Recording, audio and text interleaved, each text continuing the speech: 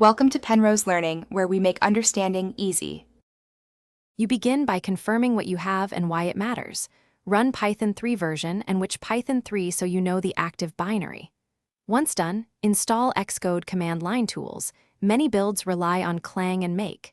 Then pick your upgrade path: Homebrew for system managed, Pyenv for multiple versions, or the official installer if you prefer a single standard install. Make this choice now, because it shapes every step that follows.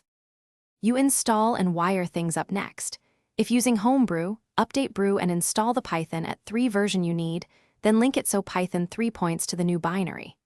If using Pyenv, install Pyenv, compile the target version, and set it global or per project. This avoids clashing system Python.